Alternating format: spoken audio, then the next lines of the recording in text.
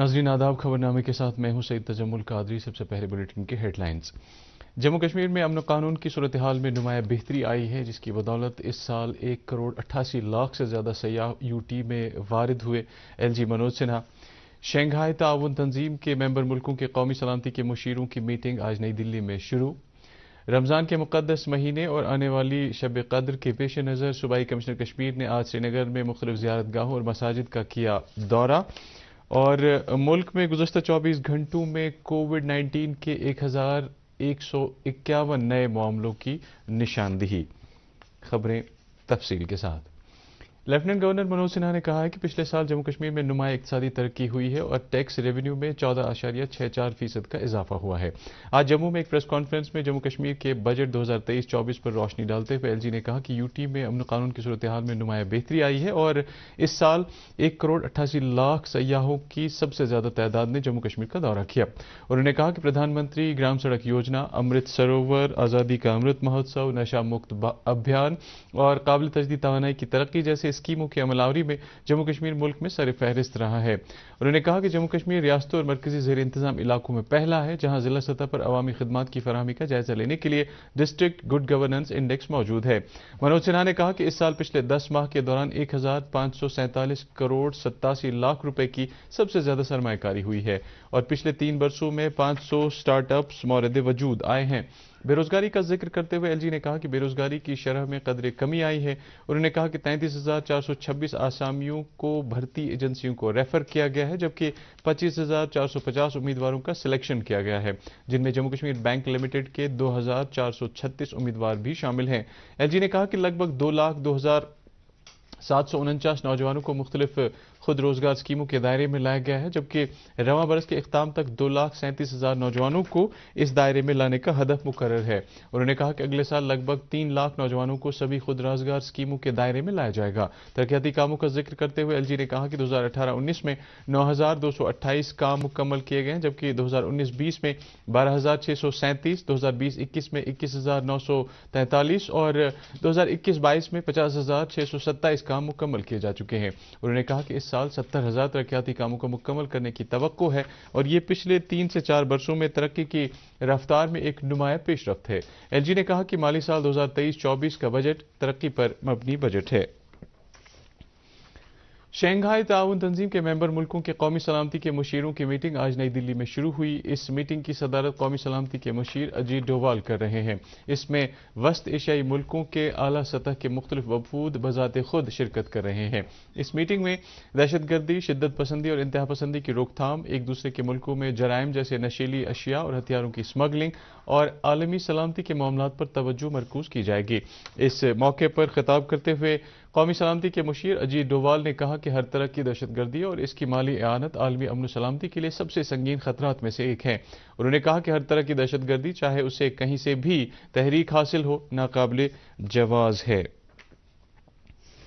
Principal secretary A R I trainings Ashok Kumar Parmar نے آج کلگام میں ڈی ڈی سی اور بی ڈی سی ممبران و پنچایت راج اداروں کے نمائندوں کے ساتھ ایک میٹنگ کی، جس دوران انہوں نے ضلع میں ترقیاتی پروجیکٹوں پر ہو رہی پیش رفت کا جائزہ لیا۔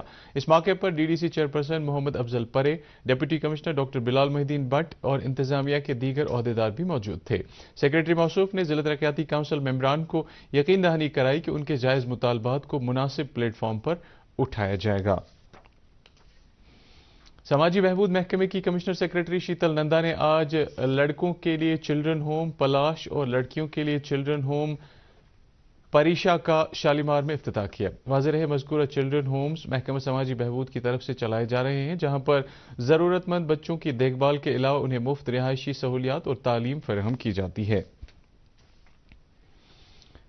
رمضان کے مقدس مہینے اور آنے والی شب قدر کے پیش نظر صوبائی کمشنر کشمیر وجے کمار بدھوری نے آج سری نگر میں مختلف زیارت گاہوں اور مساجد کا دورہ کیا۔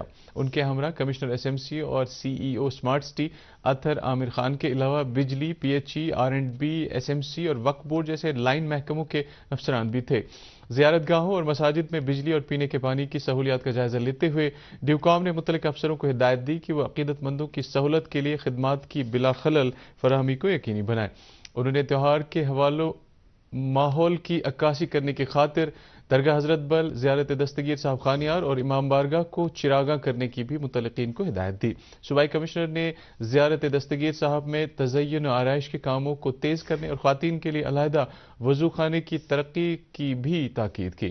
امام بارگاہ جڈی بل کا دورہ کرنے کے دوران وہاں کی کمیٹی نے انہیں احاطے کی توسیع اور سڑک کو کشادہ کرنے کے مسائل سے آگاہ کیا۔ ملک میں گزشتہ 24 گھنٹوں میں کووڈ 19 کے 1151 نئے معاملے سامنے آئے ہیں۔ مرکزی وزارت صحت نے کہا ہے کہ اسی عرصے کے دوران 1222 افراد کووڈ سے شفا یاب ہوئے ہیں۔ شفا یابی کی شرح سردست 98.78% ہے۔ بھارت میں زیر علاج مریضوں کی تعداد اس وقت 11,900 سے زیادہ ہے اور یہ کل معاملات کا 0.03% ہے۔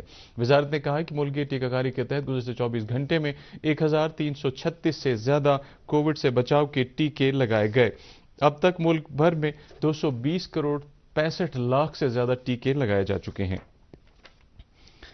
ادھر صحت اور طبی تعلیم محکمے کے سیکریٹری بھوپندر کمار نے جموں کشمیر میں کووڈ 19 کی موجودہ صورتحال اور اس سے نمٹنے کے لیے تیاریوں کا جائزہ لینے کے لیے محکمے کے سبھی سٹیک ہولڈرز سے کل ایک میٹنگ کی صدارت کی۔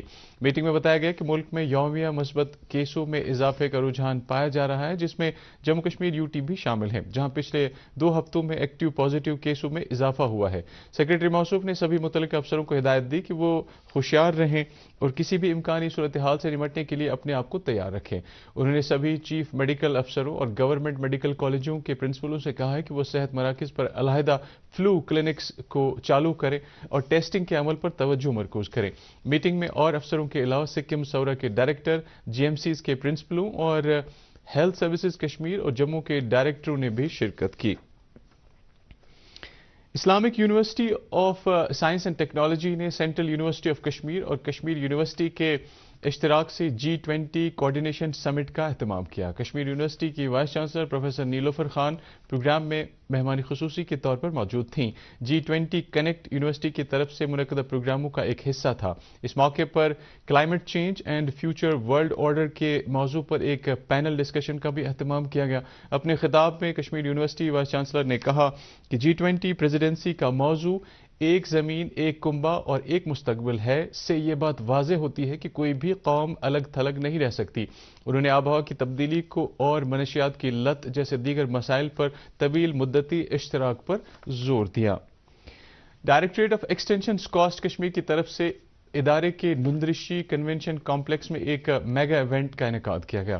اس موقع پر یونیورسٹی کے vice chancellor professor Nazir Ahmad Ganai کے علاوہ متعدد فیکلٹی ممبران اور سائنسدان موجود تھے۔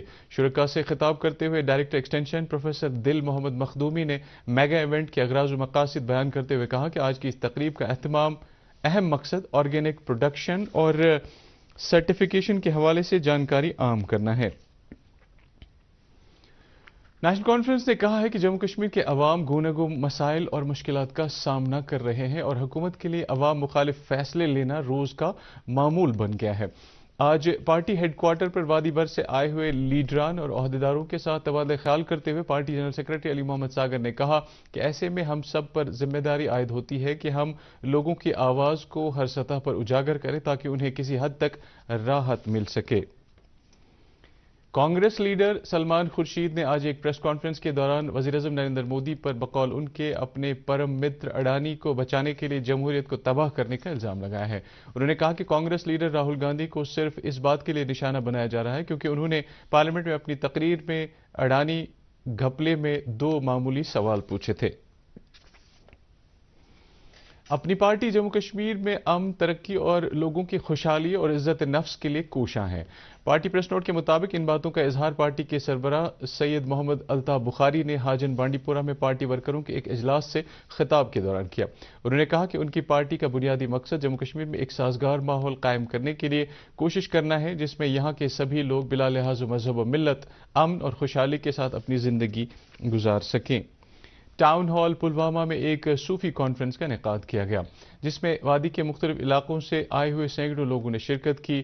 کانفرنس سے خطاب کرتے ہوئے جموں کشمیر وقف بورڈ کی چیئرپرسن ڈاکٹر درخشاں اندرابی نے کہا کہ صوفیزم امن، فرقہ وارانہ ہم آہنگی اور بھائی چارے کا ماحول قائم کرنے کے لیے ایک واحد راستہ ہے۔ کارپوریٹ ایکسپورٹ پروموشن کونسل کے اہتمام سے سری نگر میں ہاتھ سے بنے کشمیری قالینوں کی ترقی اور فروغ سے متعلق ایک روزہ سیمینار کا انعقاد کیا گیا۔ پروگرام کا اہتمام کامرس کی مرکزی وزارت کے کیپیسٹی بلڈنگ پروگرام کے تحت کیا گیا تھا۔ پروگرام کا مقصد جموں کشمیر کے ممبر ایکسپورٹروں اور کسٹم ڈپارٹمنٹ کے ماہرین اور دیگر متعلقین کو مدعو کرنا تھا تاکہ وہ آپسی تبادلہ خیال کریں۔ District employment and counselling centre Srinagar کے اہتمام سے آج Kashmir government polytechnic college Gogji Bagh سری نگر میں ایک روزہ جاب میلے کا انعقاد کیا گیا۔ اس میلے کا افتتاح ڈائریکٹر ایمپلائمنٹ نثار احمد وانی نے کیا۔ اس جاب میلے میں مختلف سیکٹروں میں سرگرم لگ بھگ 22 پرائیویٹ کمپنیوں اور سکل ڈیولپمنٹ آرگنائزیشنز نے حصہ لیا۔ میلے کے دوران گورنمنٹ لائن ڈپارٹمنٹوں کے ریسورس پرسنز نے اپنے متعلقہ پروگراموں اور اسکیموں کے بارے میں جانکاری دی۔ اس موقع پر ملازمت حاصل کرنے والے امیدواروں نے اطمینان کا اظہار کرتے ہوئے انہیں مناسب پلیٹ فارم فراہم کرنے کے لیے منتظمین کا شکریہ ادا کیا۔ جل جیون مشن کے تحت mission directorate project management consultants کے اہتمام سے ISA نمائندوں، آنگن واڑی آشا ورکروں، واٹر ٹیسٹنگ لیب عملے اور خواتین کا 3 روزہ ہینڈ ہولڈنگ اجلاس آج بڑگام ضلع کے 3 سب ڈویژنوں بیروا، چاڑورا اور خان صاحب میں اختتام پذیر ہوا۔ اس اجلاس کا مقصد ضلع میں جل جیون مشن کی مؤثر عملاوری کو یقینی بنانا تھا۔ اجلاس کے دوران ہر ایک سٹیک ہولڈر کو اس اہم مشن کے احسن اور مؤثر عملاوری کے لیے اپنے رول اور فرائض کے بارے میں جانکاری فراہم کی گئی۔ بلاک خان صاحب کے پنچایت حلقہ راول پورہ میں آج شکایتوں کا ازالہ کرنے سے متعلق ایک کیمپ منعقد کیا گیا۔ کیمپ کی صدارت ADDC بڑگام ڈاکٹر اکرم اللہ ٹاک نے کی۔ کیمپ میں مقامی PRIs، بزرگ شہریوں اور دیگر لوگوں نے شرکت کی اور اپنے مسائل ابھارے۔ ADDC نے یقین دلایا کہ ان کی جائز مانگوں کو متعلقہ حکام کے ساتھ اٹھایا جائے گا۔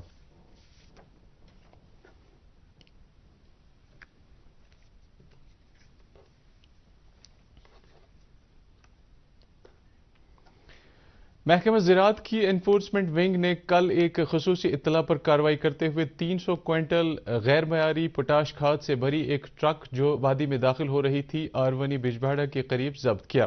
ڈائریکٹر ایگریکلچر کشمیر چودھری محمد اقبال جو اس کارروائی کی نگرانی کر رہے تھے نے موقع پر پہنچ کر انفورسمنٹ اسکواڈ کی اس کارروائی کی سراہنا کرتے ہوئے کہا کہ محکمہ کسانوں تک معیاری کھاد پہنچانے کے لیے ہر ممکن اقدامات کر رہا ہے، تاہم کھاد کی غیر قانونی کاروبار میں ملوث افراد کے خلاف قانونی کارروائی کی جائے گی۔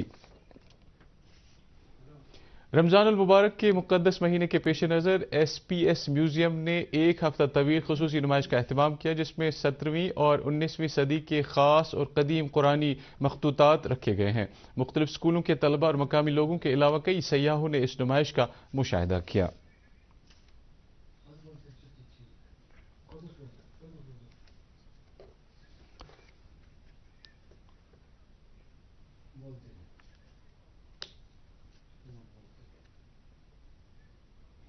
کامرس اور صنعت کے مرکزی وزیر پیوش گوئل نے کہا کہ بھارت کی مجموعی برآمدات 750 ارب امریکی ڈالر سے تجاوز کر گئی ہے۔ انہوں نے کہا کہ یہ اب ملک کی سب سے بڑی تعداد ہے اور یہ حصولیابی آزادی کے 75ویں سال میں ہوئی ہے جیسا کہ ملک آزادی کا امرت مہوتسو منا رہا ہے۔ نئی دلی میں ایسوچیم کے سالانہ اجلاس 2023 سے خطاب کرتے ہوئے گوئل نے کہا کہ خوردہ اشیاء اور خدمات دونوں ہی شعبوں میں کافی اچھی ترقی ہوئی ہے۔